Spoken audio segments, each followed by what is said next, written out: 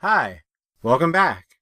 In this section, we're going to continue our examination of the A in the CAMS model as we discuss continuous delivery. We're going to ask, what is continuous delivery?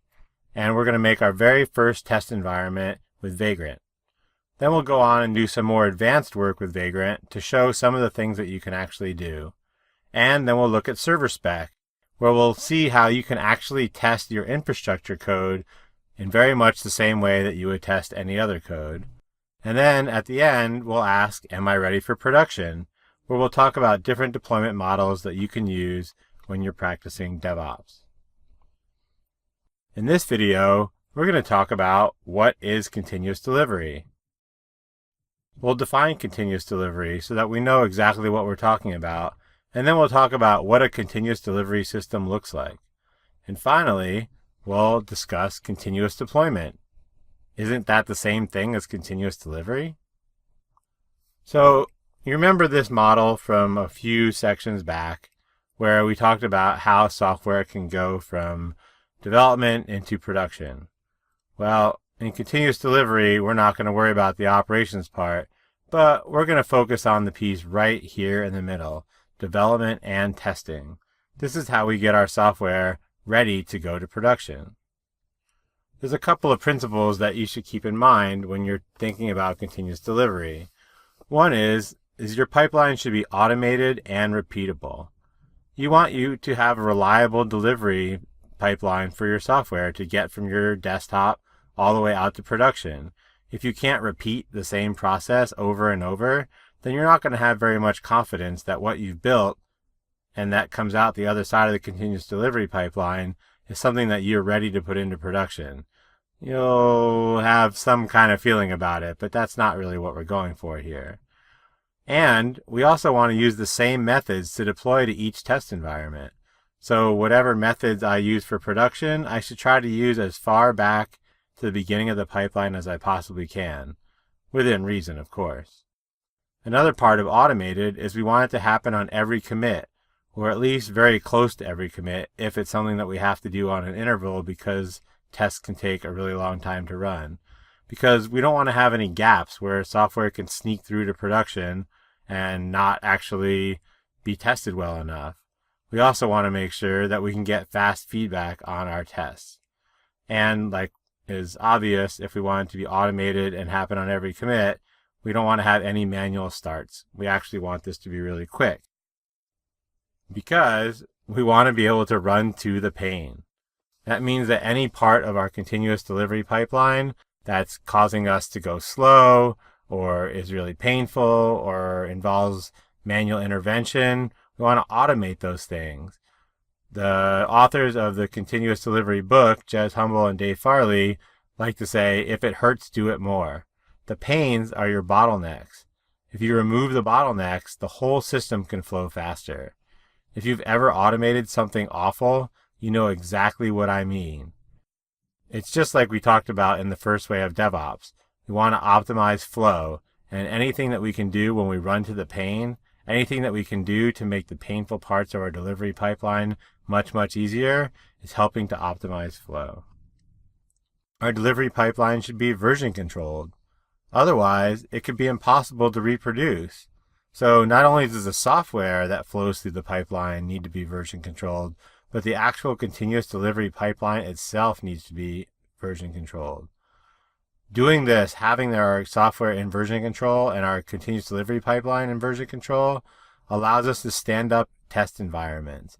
And like we talked about, being able to stand up environments on demand is a sign of high-performing teams. We want to use the same bits as well when the software is going through testing as when it goes through into production. We want to be able to prove this. This is what we talked about before with containers and why they're so attractive for this. We can actually verify that the bits that we tested are the same bits that are running in production. And we should be able to recreate the exact bits that were used to go to production anytime we want. Our software should also be always deployable.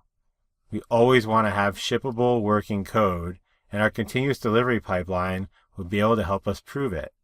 Anytime something goes to production, we want to know before it ever gets to production that that code is going to succeed as best as we possibly can. And the more testing that we do, the more we can actually have confidence in that software. And last, the continuous delivery pipeline is everybody's responsibility. Just like in DevOps, everybody needs to be responsible to get the code from development all the way to production. We want to have confidence in those bits, and only by making sure that this pipeline is flowing smoothly and doing all the correct things can we have confidence in that. So what would it look like? Something like this.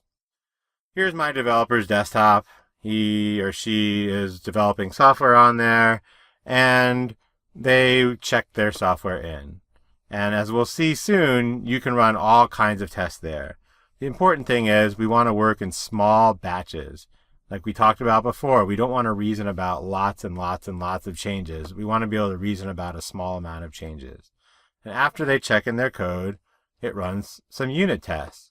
Why unit tests? Because they're fast. Just like we said in the second way of DevOps, we want fast feedback loops.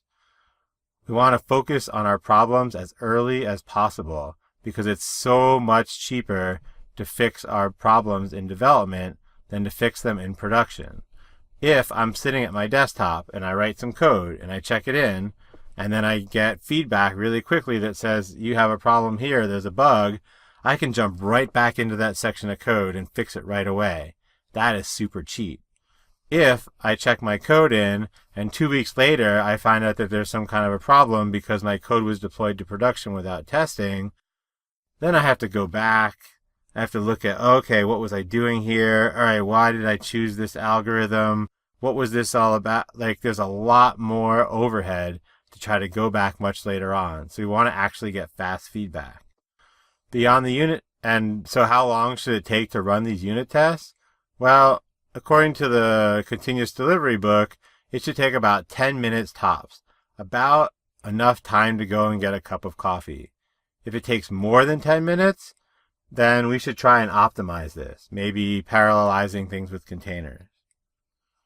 The next step in the pipeline is integration tests.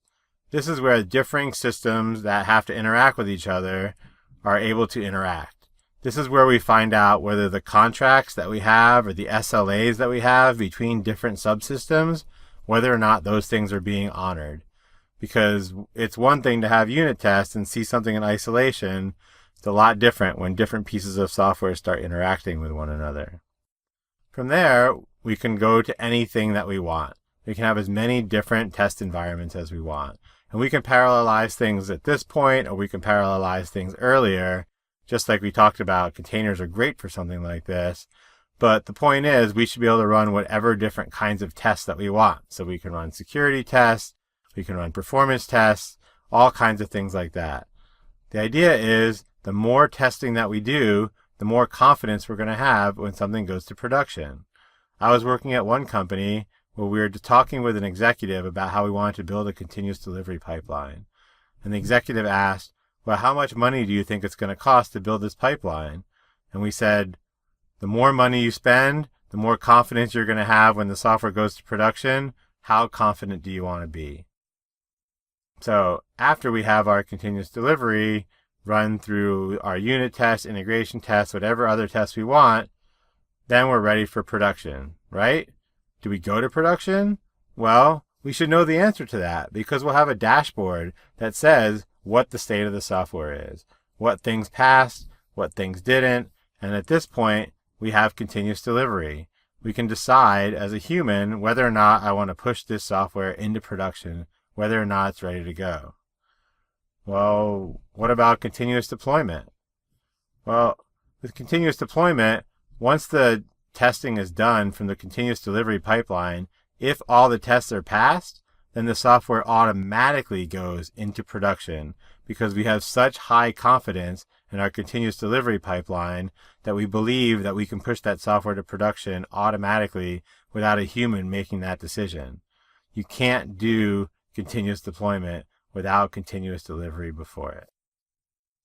In the next video, we're going to set up our very first test environment, the very first step in our continuous delivery pipeline, and for that, we're going to use a great tool called Vagrant. See you there.